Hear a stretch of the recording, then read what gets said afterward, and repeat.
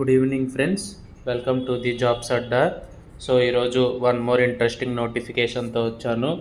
ఎవరైనా మన ఛానల్ని ఫస్ట్ టైం విజిట్ చేస్తుంటే ప్లీజ్ లైక్ చేయండి, షేర్ చేయండి, మీ ఫ్రెండ్స్కి షేర్ చేసి సబ్స్క్రైబ్ చేయండి. Already RRB railway recruitment board నుండి మనకి ఎన్టీపీసీ నాన్ టెక్నికల్ పాపులర్ కేటగిరీస్లో వేకెన్సీస్ అయితే రిలీజ్ అయ్యాయి. ఆల్రెడీ గ్రాడ్యుయేట్ పోస్ట్ వాటి గురించి నేను డీటెయిల్డ్ వీడియో అనేది చేశాను. సో మీకు దాని గురించి కంప్లీట్ డీటెయిల్స్ కావాలి అనుకుంటే వీడియో గోత్రూ అవ్వండి, కంప్లీట్ డీటెయిల్స్ అందులో ఉంటాయి. ఈరోజు మనం అండర్ గ్రాడ్యుయేట్ కోసం చూద్దాము డీటెయిల్స్ అనేవి. సో ఓపెనింగ్ డేట్ అనేది ఆల్రెడీ స్టార్ట్ అయిపోయింది last month 28th, and application submit చేయడానికి లాస్ట్ డేట్ అనేది ఈ మంత్ 27th ఉంది. వేరాస్ ఫీకి లాస్ట్ డేట్ ఏమో, అంటే ఫీ పే చేసి అప్లికేషన్ సబ్మిట్ చేయడానికి లాస్ట్ డేట్ అనేది 29th 11th అనేది ఉంటుంది.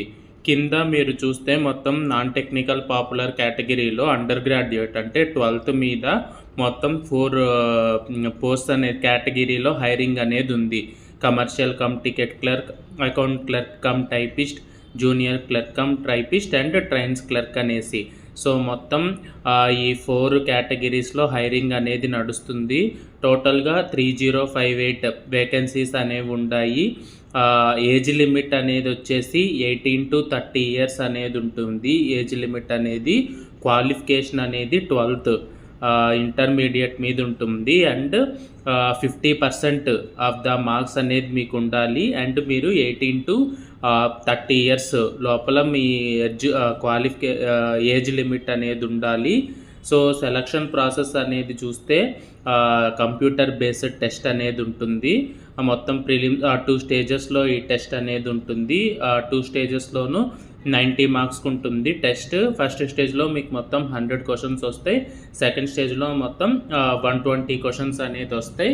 అయితే నెగిటివ్ మార్కింగ్ అనేది ఉంటుంది, 1/3 ఆఫ్ నెగిటివ్ మార్క్ అనేది ఉంటుంది. సో చూసుకోండి.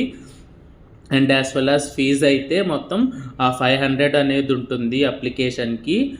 ఇందులో ఎవరైతే ఫస్ట్ స్టేజ్ సిబిటి అపియర్ అవుతారో వాళ్ళకి 400 అనేది రిఫండబుల్ ఉంటుంది. వేరాస్ అదర్ కేటగిరీస్కి SC ST minority EBC other కేటగిరీస్కి చూస్తే 250 రూపీస్ మాత్రమే ఉంటుంది అప్లికేషన్ ఫీజ్ అనేది. సో మీరు అప్లై చేసేటప్పుడు డీటెయిల్స్ అనేది ప్రాపర్గా జాగ్రత్తగా ఇవ్వండి. అది బ్యాంక్ డీటెయిల్సే కానీ, ఎందుకంటే ఈ అమౌంట్ ఏదైతే బ్యాంక్ అకౌంట్లో పడుతుంది కాబట్టి ఆ డీటెయిల్స్